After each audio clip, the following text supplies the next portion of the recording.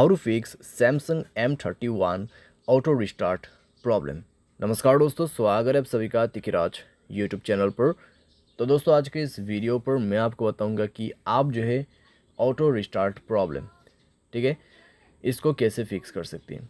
अगर दोस्तों आपकी डिवाइस ऑटो रिस्टार्ट हो रहा है, आप ऑटो रिस्टार्ट प्रॉब्लम फेस कर रहा है, ठीक है, तो उसके क्या रीज़न है, यहाँ पे किस तरीके से आपको सॉल्यूशन करना होगा, क्या क्या सॉल्यूशन करना होगा, कैसे आपका प्रॉब्लम सॉल्व होगा, ये सब दोस्तों आज के इस वीडियो पर हम डिस्कस करेंगे और मैं आपको सॉल्यूशन भी बताऊंगा। सॉल्यूशन को भी फॉलो करिएगा, आपका प्रॉब्लम डेफिनेटली सॉल्व हो जाएगा, ठीक है। तो दोस्तों वीडियो शुरू करने से पहले अगर आपने चैनल को अभी तक सब्सक्राइब नहीं किया है तो सब्सक्राइब करते हुए बेल आइकन को क्लिक करें। अगर आप ऑनलाइन पैसा कमाना चाहते हैं तो वीडियो डिस्क्रिप्शन पर आपको लिंक मिल जाएगा।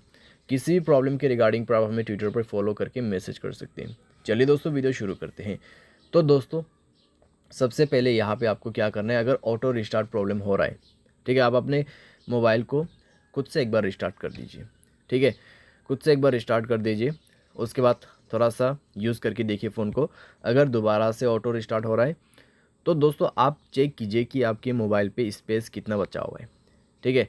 अगर टोटली आपका स्पेस कंज्यूम हो चुका है आपके मोबाइल पे, तो यहाँ पे दोस्तों आपको प्रॉब्लम हो सकती है। साथ ही साथ दोस्तों अगर आपके मोबाइल पे कई सारे एप्लीकेशंस हैं, कई सारे यहाँ पे आपके मोबाइल पे बैर एप्लीकेशंस हैं, तो दोस्तों आप उनको अनइंस्टॉल कर दीजिएगा, ठीक है, उनको आप अनइंस्टॉल कर दीजिए। साथ ही साथ दोस्तों यहाँ पे आपकी स्पेस को भी फ्री आप कर दीजिए। तो फ्री आप स्पेस करने के बाद जाके आप दोस्तों यहाँ पे दोबारा से मोबाइल को रिस्टार्ट करते हुए चेक करके देखें अपने सिम कार्ड, SD कार्ड, उनको अच्छे से एक बार आप निकाल के, ठीक है, इजेक्ट करके इंसर्ट करके देखें।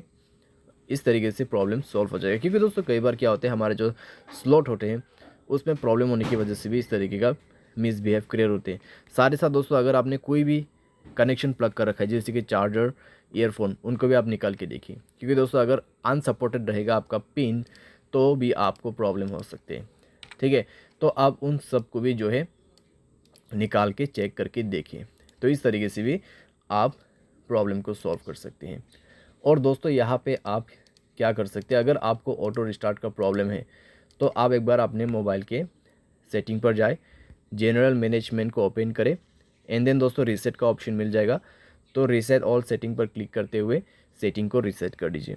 ऑल सेटिंग रीसेट करने के बाद दोस्तों चेक करके देखिए कि आपका जो प्रॉब्लम है सॉल्व हुआ है या नहीं हुआ है। अगर सॉल्व हो जाता है तो ठीक है, अगर उसके बाद भी दोस्तों प्रॉब्लम सॉल्व नहीं हो रहा है तो आपने मोबाइल सॉफ्टवेयर को अपडेट करके देखिए। सेटिंग पर आपको सॉफ्टवेयर अपडेट का ऑप्शन मिल जाएगा। आपका सॉफ्टवेयर अप टू डेट होना चाहिए। साथ ही साथ दोस्तों सॉफ्टवेयर अपडेट करने के बाद प्रॉब्लम सॉल्व हो जाएगा, ठीक है।